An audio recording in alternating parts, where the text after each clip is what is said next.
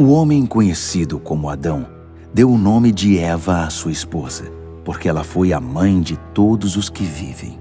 Bem-vindos. Hoje vamos mergulhar num único versículo quase escondido numa das narrativas mais densas e sombrias da Bíblia. Gênesis 3:20.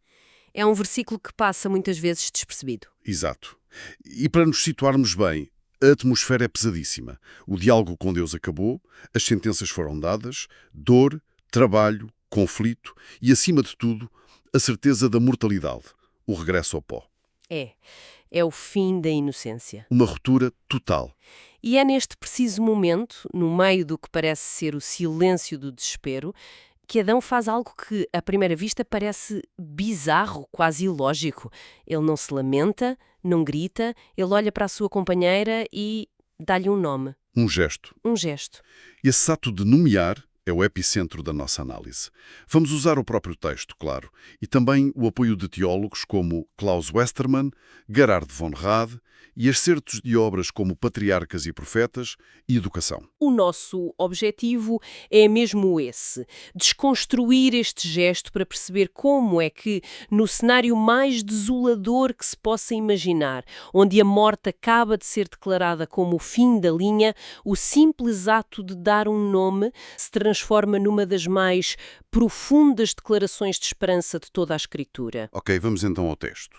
Gênesis 3:20 é enganadoramente simples. Diz: o homem, conhecido como Adão, deu o nome de Eva à sua esposa, porque ela foi a mãe de todos os que vivem. Eu durante anos li isto quase como uma nota de rodapé biológica, uma curiosidade. Mas as fontes que temos à nossa frente sugerem que há muito mais aqui. Muito mais. Temos de nos libertar da nossa ideia moderna de nome como uma simples etiqueta. No pensamento hebraico, nomear era um ato de poder, de interpretação. Era tu declarar a essência de algo, o seu propósito. Certo. Como na criação? Exatamente. Quando Deus nomeia a luz de dia, ele está a definir a sua função na ordem cósmica. Portanto, quando Adão nomeia a sua mulher, ele está a fazer uma declaração de autoridade sobre como a realidade deve ser lida a partir daquele ponto. Ele não está a descrever o que vê. Não. Ele está a prescrever um futuro. É aqui que a coisa se complica para mim. Porque o que ele vê, ou o que acabou de ouvir, é o oposto direto do nome que escolhe. A sentença de morte ainda ecoa. A mortalidade é a nova regra. E ele escolhe o nome Eva, Que significa vida? que significa vida, do hebraico Shawá. Isto parece uma contradição gritante. É quase um ato de desafio. De onde vem esta desconexão entre a realidade e o nome? A desconexão é o ponto central. É o motor teológico do versículo. Se não sentirmos o peso dessa contradição, perdemos a força do gesto. E como disseste, aprofundando a etimologia, Shawá está ligado ao verbo tshayá, viver. A que dá vida? A que dá vida, precisamente. Adão, confrontado com a promessa do fim, olha para ela e, em vez de a ver como a mãe dos que vão morrer, que seria a conclusão lógica, Claro. ele chama-lhe a mãe dos que vivem. É uma reinterpretação radical e deliberada da sua nova condição. Ele recusa-se a que a morte seja a definição primária da existência deles. Tenho que ser honesto, a minha primeira reação a isto é de ceticismo. Parece quase um mecanismo de negação. Acabaram de receber a pior notícia de sempre, o mundo deles ruiu e a resposta é focar na vida. Sou demasiado otimista, quase como assobiar no escuro. É uma leitura perfeitamente razoável se isolarmos o versículo. Seria negação psicológica pura. Mas o que é fascinante e que os nossos materiais destacam é a ordem dos eventos. A sequência. A sequência. O autor do Gênesis é extremamente cuidadoso. Este ato de nomear acontece depois de Gênesis 3:15, a famosa e enigmática promessa de que a descendência da mulher esmagaria a cabeça da serpente. Ah? Ou seja, entre a sentença de morte e o ato de nomear a vida, foi inserida uma palavra de esperança, uma promessa de que, apesar de tudo, o mal não teria a vitória final. Sabe, eu nunca tinha pensado na ordem dos eventos. Sempre li o versículo 20 como uma nota de rodapé, não como uma resposta direta à promessa do versículo 15. Isso muda tudo. Muda a dinâmica toda. Então, o ato de Adão não é ignorar a sentença? Exatamente. Ele não está a ignorar a sentença, está a interpretá-la à luz da promessa.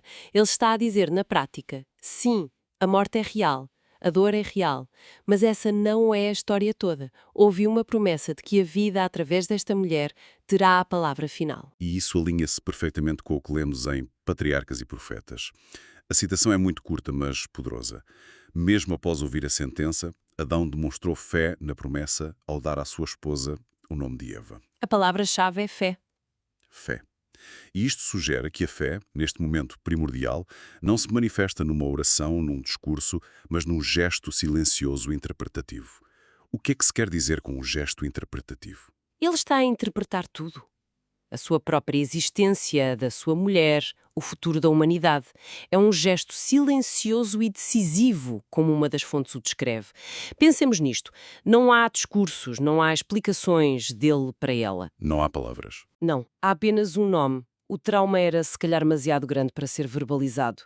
Mas um gesto, um ato, pode conter uma convicção que as palavras não conseguem expressar. Adão não argumenta contra a morte. Ele simplesmente e de forma soberana nomeia a vida. É a fé em ação, não em discurso. Ok, eu entendo o ato de fé, mas na prática as consequências não desapareceram, pois não? A dor no parto continuou, o trabalho continuou a ser árduo e a morte chegou. Então que tipo de esperança é esta? Parece uma esperança um pouco ineficaz? Essa é a questão fundamental e leva-nos ao cerne do que é a esperança na perspectiva bíblica. Ela raramente funciona como uma borracha mágica. Certo. O livro Educação dá-nos uma pista crucial quando diz que a esperança foi mantida viva no coração humano pela promessa de redenção. A esperança não é a ausência de problemas, mas a presença de uma promessa no meio deles. A realidade da dor não mudou. O que mudou radicalmente foi a leitura dessa realidade. A perspectiva. A perspectiva. A sentença não foi revogada, mas foi-lhe negado o poder de ser a palavra final. E isto leva-nos a uma nuance importante. A vida que surge de Eva não é uma vida perfeita. O texto não a chama mãe dos perfeitos ou mãe dos imortais. Chama-lhe mãe dos vivos. Exato, mãe dos vivos. A vida, a partir daqui, será uma força persistente, resistente. É uma vida que nasce no meio da dor, que cresce no meio do trabalho e que existe sob a sombra da morte.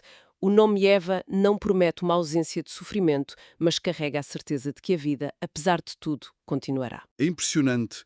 No ponto mais baixo da história humana, a primeira resposta registada não é de desespero, mas de esperança. É um detalhe tão pequeno e tão fácil de ignorar. É aqui que os comentários de Westermann e von Rad se tornam tão úteis. Precisamente. Klaus Westermann realça o contexto. Ele diz que o nome Eva é uma afirmação de vida num contexto marcado pela ameaça da morte. A força da afirmação não reside nela mesma, mas na realidade que ela confronta. É uma luz que só brilha porque está escuro. Lá está, é isso mesmo. E depois, Gerhard von Rad vai ainda mais longe. A formulação dele é extraordinária. Ele classifica o ato de Adão como uma confissão de fé no futuro da humanidade. É uma expressão fortíssima. É. O que é que na análise dele o leva a essa conclusão tão abrangente? Ele não vê isto como um ato meramente pessoal. Von Hard argumenta que, pelo contexto, Adão está a funcionar como o representante de toda a humanidade. A sentença de morte não foi só para ele, foi para toda a descendência. Portanto, a sua resposta de fé também não pode ser só pessoal. Faz sentido. Ao chamar Eva de mãe de todos os que vivem, ele está a fazer uma declaração profética sobre o destino de toda a espécie. Ele está a afirmar, contra todas as evidências, que a história humana não será uma tragédia que termina no pó. Será uma história de vida. Uau! Sem discursos, apenas com um nome. Apenas com um nome, ele estabelece a gramática da esperança para todas as gerações futuras. Ele confessa que a morte não terá o poder absoluto. É incrível como um ato tão pequeno pode ter um significado tão cósmico. E esta análise toda faz-me pensar, inevitavelmente, nos nossos próprios momentos de perda, nos nossos próprios jardins perdidos. Sem dúvida, a narrativa ensina-nos um princípio central. A fé bíblica não é otimismo cego, não é fingir que a realidade dura não existe. Pelo contrário, É olhar para ela. é a coragem de olhar para essa realidade de frente, a perda, a doença, a morte, e recusar-se a permitir que ela defina o sentido último das coisas. Em momentos de crise, de sentenças que parecem finais nas nossas vidas, também somos chamados, de alguma forma, a nomear o futuro. E essa é uma pergunta muito reflexiva que as nossas fontes nos deixam. O nome que damos às próximas etapas da nossa vida, depois de uma perda ou de uma desilusão, revela imenso sobre a nossa orientação. Esse nome pode ser uma atitude, uma decisão, Uma direção. uma direção. A questão é, o nome que damos ao nosso futuro reflete a sentença que sofremos ou a promessa em que escolhemos acreditar. Estamos presos à perda ou orientados pela promessa, mesmo que ela pareça frágil. Exatamente. A grande síntese que o material nos oferece é que a esperança não é algo passivo que nos acontece. Neste modelo, a esperança é um ato, é uma decisão. Surge quando alguém decide ativamente interpretar o futuro não à luz da dor, mas à luz de uma promessa. E o gesto de Adão é profundamente transformador. É porque, no exato momento em que a morte parecia encerrar a história, a sua fé ousa dizer, através de um nome: não, a história não acaba aqui. A vida continua. Resumindo então o que exploramos, o ato aparentemente simples de Adão nomear Eva é tudo menos simples. Longe de ser negação, foi um ato de fé silencioso, interpretativo e profundamente transformador. Um ato que pegou num futuro que parecia definido pela morte e o redefiniu através da lente de uma promessa de vida. E a principal conclusão, parece-me, é que a fé não ignora a realidade, por mais brutal que seja. Não. Ela confronta com a convicção, quase com teimosia, de que o sofrimento e a perda, embora sejam reais, não têm a palavra final sobre a história.